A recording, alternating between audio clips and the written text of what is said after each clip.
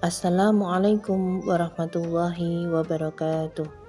Innal hamdalillah nahmaduhu wa nasta'inuhu wa nastaghfiruh wa na'udzu billahi min sururi anfusina wa min sayyiati a'malina may yahdihillahu fala mudhillalah wa may yudlil fala hadiyalah. Asyhadu an la ilaha illallah wa asyhadu anna Muhammadan abduhu wa rasuluh.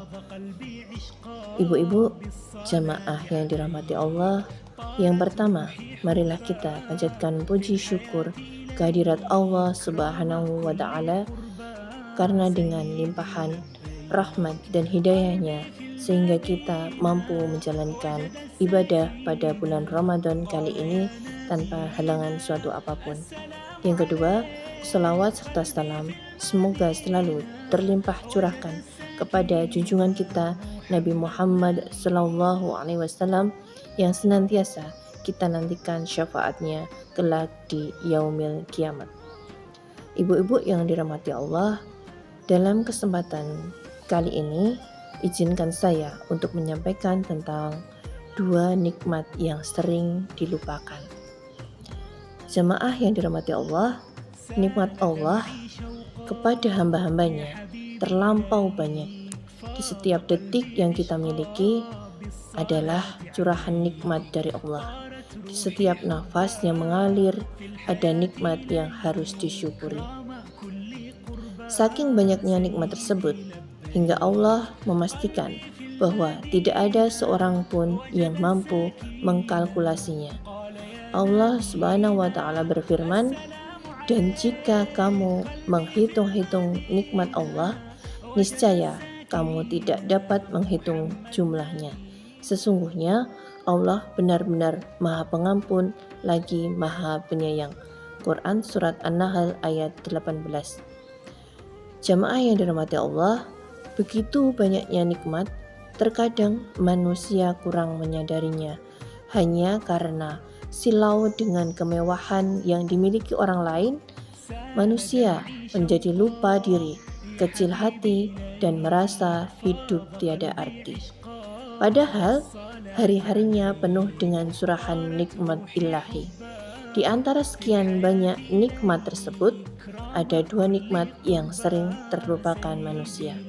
Nabi SAW bersabda, ada dua kenikmatan yang banyak manusia tertipu, yaitu nikmat sehat dan waktu senggang. Hadis riwayat Bukhari. Di dalam hadis di atas, Rasulullah SAW menyampaikan bahwa ada dua nikmat yang sering menjadikan manusia tertipu.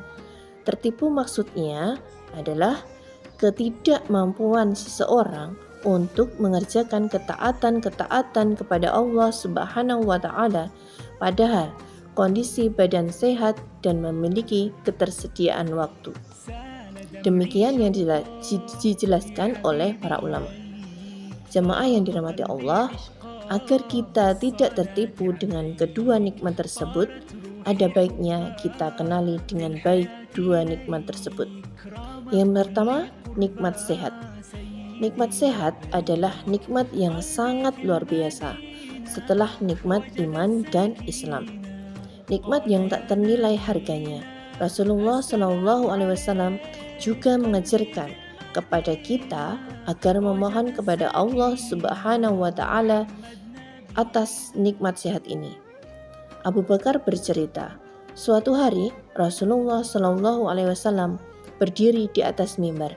Kemudian beliau menangis dan berkata, "Mintalah kepada Allah al-afwu, kemaafan, dan al-afiyah, kesehatan dan keselamatan. Sungguh tidak ada pemberian terbaik setelah iman kecuali al-afiyah, kesehatan dan keselamatan." Hadis riwayat Tirmizi. Ibu-ibu yang dirahmati Allah, mungkin karena nikmat sehat ini telah ada pada kebanyakan manusia sejak lahir, tidak perlu mencari kemana-mana, maka banyak manusia yang tidak menyadarinya. Pada umumnya, manusia menyadari betapa pentingnya nikmat sehat ketika nikmat sehat itu sudah berkurang. Para ulama ahli hikmah memberikan perumpamaannya. Sehat itu ibarat mahkota yang bertengger di atas kepala orang-orang yang sehat. Akan tetapi, yang bisa melihat mahkota itu hanyalah orang-orang yang sedang sakit.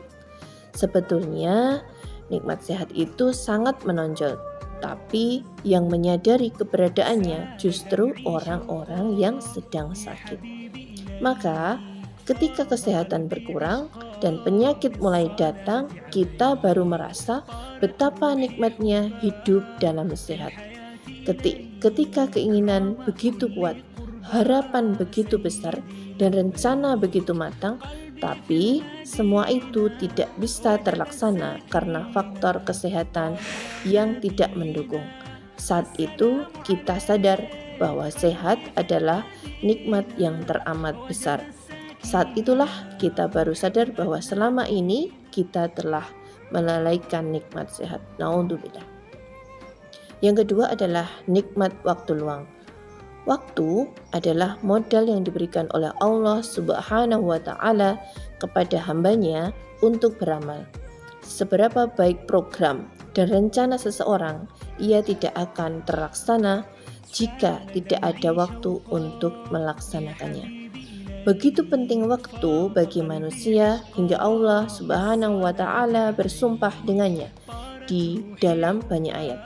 Allah Subhanahu wa Ta'ala bersumpah dengan waktu fajar, waktu subuh, waktu duha, waktu siang, waktu asar, dan waktu malam.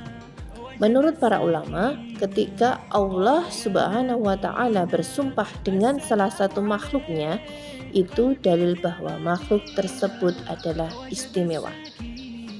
Ibu-ibu yang dirahmati Allah, adapun waktu luang adalah terbebasnya seseorang dari berbagai macam urusan hidup.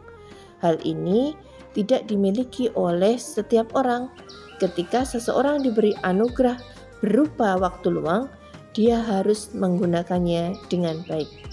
Allah Subhanahu wa Ta'ala berfirman, "Apabila engkau telah selesai dengan suatu kebajikan, teruslah bekerja keras untuk kebajikan yang lain." Quran Surat Al-Insyirah ayat 8. Rasulullah Shallallahu Alaihi Wasallam pun berpesan, manfaatkanlah dengan baik waktu luangmu sebelum datang waktu sibukmu. Hadis riwayat Al-Hakim. Ibu-ibu yang dirahmati Allah, jika saat itu tiba, masa ketika urusan dunia telah purna, urusan keluarga selesai tak tersisa, dan urusan dengan manusia telah terlaksana, maka saat itulah datang waktu luang. Saat itulah kita harus berpikir dengan cerdas. Pilihlah aktivitas yang paling menguntungkan. Aktivitas yang paling menguntungkan bagi seorang muslim adalah mengerjakan ketaatan kepada Allah Subhanahu wa Ta'ala, mempersiapkan bekal untuk kehidupan setelah kematian. Rasulullah Shallallahu Alaihi Wasallam pernah ditanya, siapakah orang yang paling cerdas? Maka beliau menjawab, yang paling banyak mengingat kematian dan yang paling baik dalam mempersiapkan diri untuk kehidupan setelah kematian. Itulah orang-orang yang paling cerdas. Hadis riwayat Ibnu Majah. Ibu-ibu yang dirahmati Allah, di kesempatan yang berharga yang masih ada ini, semoga kita senantiasa mendapatkan bimbingan dari Allah Subhanahu wa Ta'ala untuk menggunakan dengan baik segala nikmat-Nya, sehingga kita tidak termasuk orang yang tertipu oleh dua nikmat tersebut, nikmat sehat dan nikmat waktu luang. Wallahu a'lam bishawab. Hanya ini yang dapat saya sampaikan. Ada kurangnya dari saya pribadi, mohon dimaafkan.